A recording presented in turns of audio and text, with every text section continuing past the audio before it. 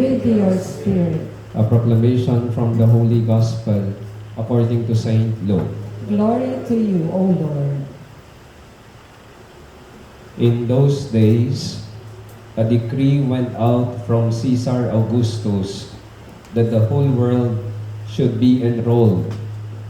This was the first enrollment when Quirinius was governor of Syria. So everyone went to be enrolled, each to his own town. And Joseph too went up from Galilee, from the town of Nazareth to Judea, to the city of David, that is called Bethlehem, because he was of the house and family of David, to be enrolled with Mary, his betrothed, who was with child. While they were there, the time came for Mary to have her child, and she gave birth to her firstborn son.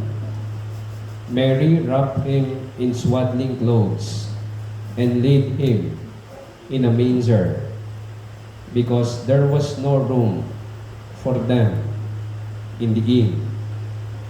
Now there were shepherds in that region, living in the fields and keeping the night watch over their flock.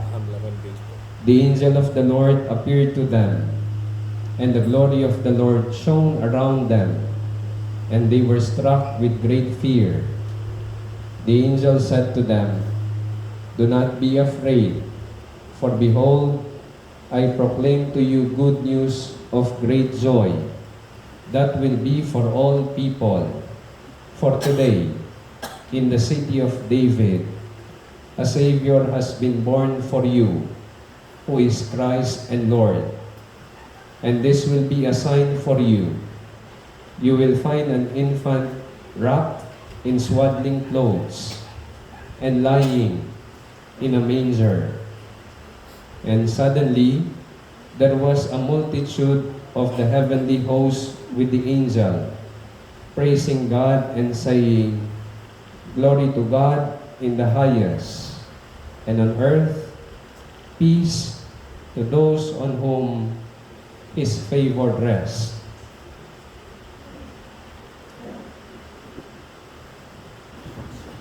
The Gospel of the Lord. Praise to you, Lord Jesus Christ.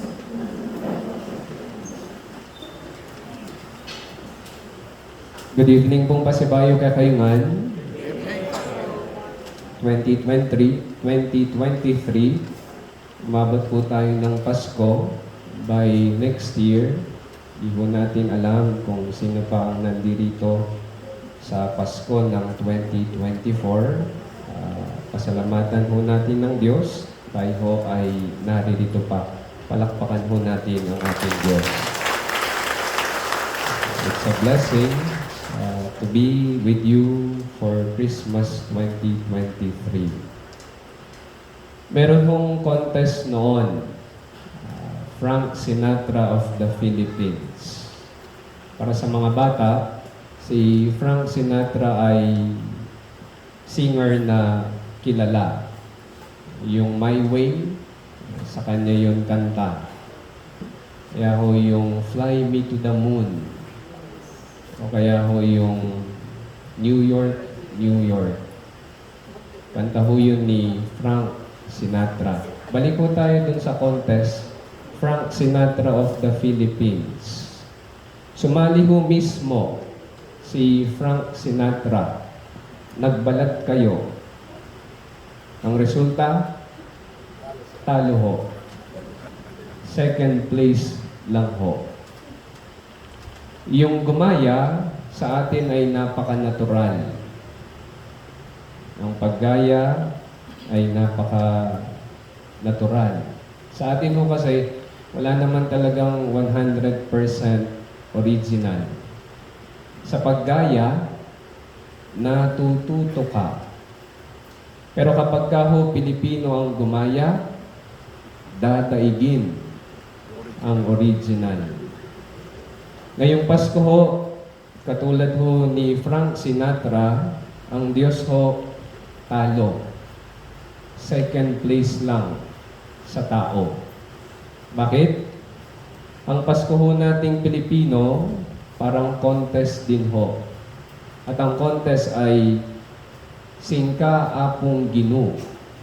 Singka, God, look alike tayo. Sa araw ho ng Pasko, lumalabas ho yung Diyos sa tao. Ulitin ko ho. Sa araw ng Pasko, lumalabas yung Diyos sa tao. Hindi ho yung hayop sa tao ang lumalabas. Yung Diyos sa tao, yun yung lumalabas. Sa araw ng Pasko, ginagaya ho natin yung galaw ng Diyos. Anong galaw ang ginagaya natin?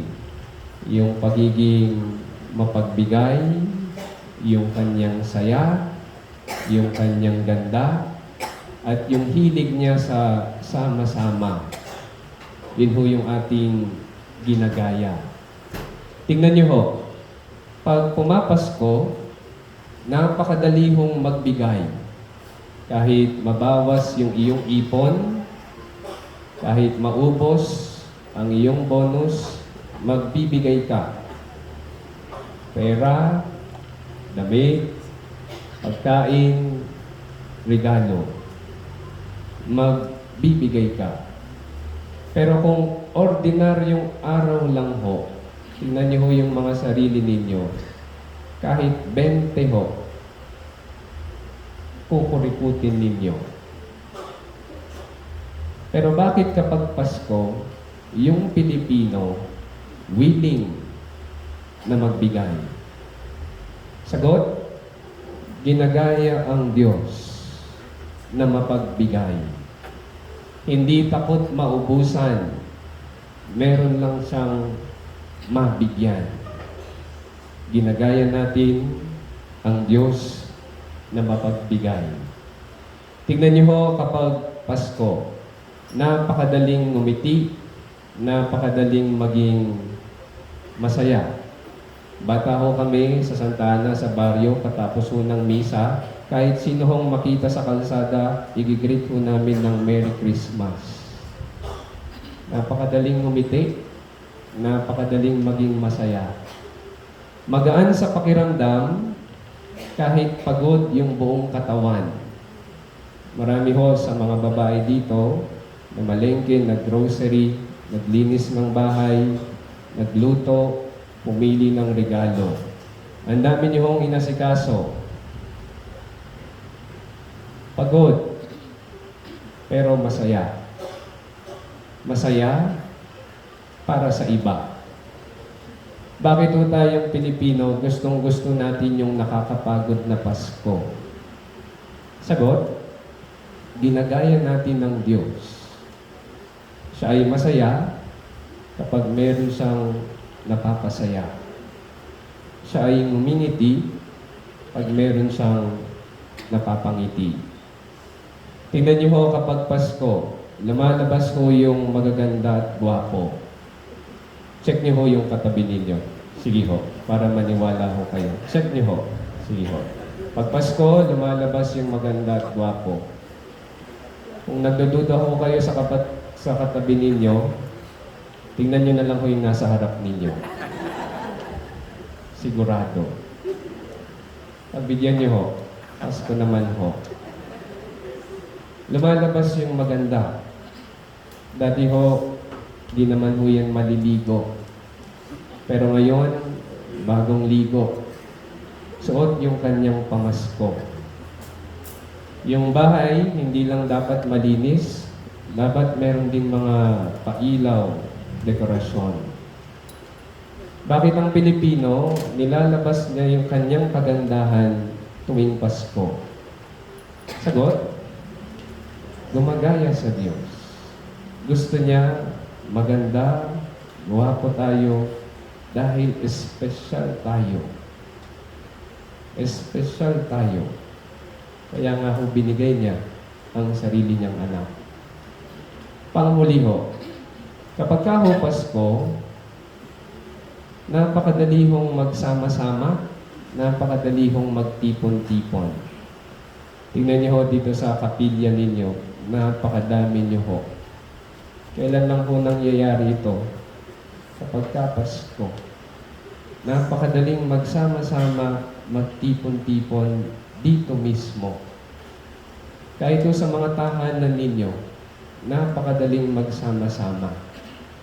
Pero kung ordinaryong araw lang ho, kahit bigyan ko kayo ng pamasahe pa uwi, ayaw niyo hong umuwi. Pero bakit ang Pilipino, pagdating ng Pasko, pinipilit makauwi? Makasama yung mga kapamilya. Sagot? Gumagaya sa Diyos. Gumagaya sa Diyos na gusto sama-sama. Hindi sama-sama. Gumagaya sa Diyos na ang gusto ay lapit-lapit. Hindi galit-galit. Gumagaya sa Diyos na ang gusto nagtitipon. Hindi nagtatapon. Ngayong araw ho ng Pasko, sige lang ho, magsama-sama kayo, magtipon-tipon kayo. Kahit matalo ho ang Diyos, kahit second place lang siya, matutuwa pa rin siya. Ikakatuwa niya. Merry Christmas ho sa inyong lahat.